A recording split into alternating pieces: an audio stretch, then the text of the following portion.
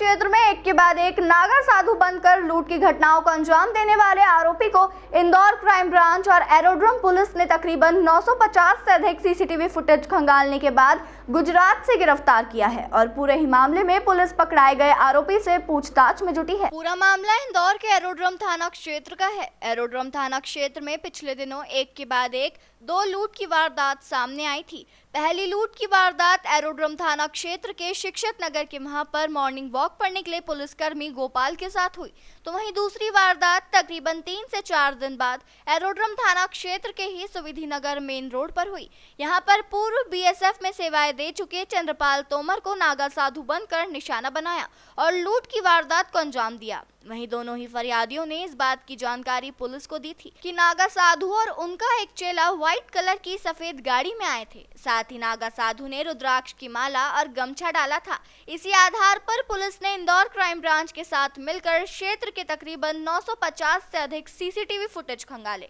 और अलग अलग तरह से जांच पड़ताल करते हुए गुजरात तक पुलिस पहुंची। इसी दौरान पुलिस को इस बात की जानकारी लगी कि आरोपी किशन नाथ, जो कि पूर्व में मदारी का काम करता था, वह अपने एक चेले के साथ मिलकर आजकल नागा साधु बनकर लूटपाट की घटनाओं को अंजाम दे रहा है।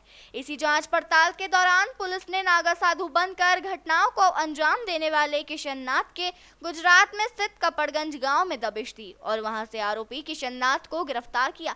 फिलहाल पकड़े गए आरोपियों के पास से पुलिस ने लूटी हुई सोने की चेन व अन्य आर्टिफिशियल ज्वेलरी, जिसकी कीमत तकरीबन 2 लाख रुपए के आसपास आंकी जा रही है, वह बरामद की है। तो वहीं पकड़े गए आरोपी के चेले और कार के बारे में भी पूछताछ की जा रही है।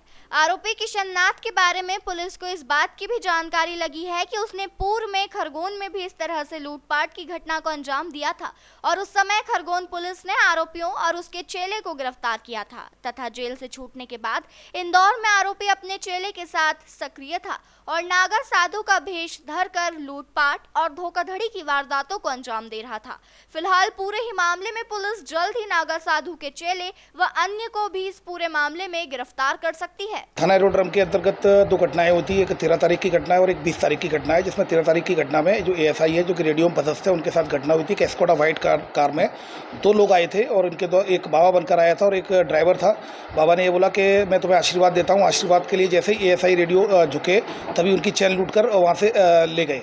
इसी तरह की घटना एक 20 तारीख को घटना हुई है, जिसमें कि अपने जो बीएसएफ में पदस्थ रिटायर्ड इंस्पेक्टर हैं, उनके साथ भी इस तरह की घटना हुई और कुल मिलाकर 2 एफआईआर रजिस्टर की गई लूट की, जिसमें एरोड्रम टीम के द्वारा कड़ी मेहनत करते हुए एडिशनल डीसीपी आलोक शर्मा के नेतृत्व में टीआई एरोड्रम के द्वारा कार्रवाई करते हुए और क्राइम ब्रांच की एक टीम थाना प्रभारी जितेंद्र चौहान और उसकी जो एएसआई देवेंद्र के साथ नेतृत्व में ये सब कंबाइंड एक मुहिम चलाई गई और इसमें गुजरात से जो खेड़ी डिस्ट्रिक्ट का कबड़गंज जहाँ का रहने वाला है ये आरोपी, उसको सीसीटीवी फुटेज लगभग 700 सीसीटीवी फुटेज देखे और गुजरात तक उन फुटेज को देखते हुए उस आरोपी के गांव तक पहुंचे और तब फिर वहां शोहरत पता की तो पता चला कि कबड़गंज में रहने वाला किशन नाथ पुत्र बाबूनाथ इस तरह का उसकी शोहरत है। ये पहले भी इसी तरह की घटनाओं पकड़ा जा चुका है। तब वहाँ लोकल पुलिस की मदद लेते हुए थाना प्रभारी एरोड्रम और थाना प्रभारी क्राइम ब्रांच के द्वारा ज्वाइंट ऑपरेशन करते हुए उसको हिरासत में लिया गया। हिरासत में लेकर यहाँ आए और उसको लेकर आए, यहाँ पर उससे पूछताछ की गई तो उसने अपना अपराध कबूल कर लिया और फिर उसके बाद माननीय न्यायालय के समक्ष पेश किए जाकर उसकी लगभग 4 दिन की पुलिस रिमांड मिली है। उसमें कल थाना प्रभारी एरोड्रम के द्वारा जाकर आज वापसी की है और उसमें इनके द्वारा चेन जब्त कर ली गई है, जो कि एएसआई रेडियो इनके द्वारा लूटी गई थी। इसके अलावा बाबा बनकर जो उसके द्वारा जो हाथों में अंगूठियाँ पहनी थी वो 4 अंगूठियाँ जब्त कर ली है। इसके अलावा जो रुद्राक्ष की माला पहने हुए जो एफआईआर में आया था, आप लोगों को ज्ञात होगा कि रुद्राक्ष की माला पहने हुए था, इस तरह का फरियादी के द्वारा बताया गया था, तो वो रुद्राक्ष की माला भी जब्त कर ली गई है। अभी और भी इसमें कुछ जब्ती की जानी है। इसमें खुलासा ये भी हुआ है पूछताछ में कि इनके द्वारा अन्नपूर्णा और तिलक नगर की जो 2 घटनाएं हुई थी बाबा बनकर, वो घटनाएं भी इनके द्वारा ही की गई है। दूसरा आरोपी फरार है जिसका नाम चेला है और उसमें लगातार उसमें भी थाना प्रभारी एरोड्रम के नेतृत्व में लगातार कार्रवाई चल रही है, उसको भी जल्दी से जल्द गिरफ्तार किया जाएगा। इसमें एक एस्कोटा गाड़ी भी जब्त की जानी है। इसमें यह भी ज्ञात हुआ है कि पिछले दिनों नागजिरी उज्जैन में 2 घटनाएं हुई हैं ऐसी, जिसमें कि जिनके द्वारा द्वारा ये बताया गया पूछताछ में कि इनके द्वारा 2 घटनाएं उज्जैन में भी की गई हैं, वहाँ पर भी FIR है। प्लस इसके अलावा अन्य स्टेट्स में भी ये वांटेड हैं। कुछ फ़ोन आ रहे हैं लगातार, इलेक्ट्रॉनिक मीडिया के माध्यम से, प्रिंट मीडिया के माध्यम से बात पहुँच रही है।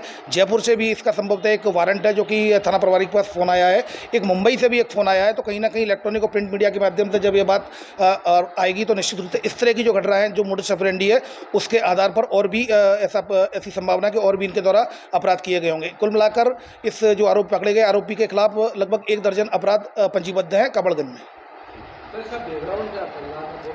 ये जो बेसिकली ये मदारी हैं और ये 5 उस गांव में इस तरह के 6-7 परिवार हैं और इसमें कुछ लोग इस तरह की शोहरत है कि इस तरह के अपराध घटित करते हैं। और इसी शोहरत पर मैं आपको बता दूं 2022 में कोतवाली खरगोन ने भी इन दोनों आरोपी को पकड़ा था। इनके द्वारा कोतवाली में खरगोन में भी ये घटना की गई थी।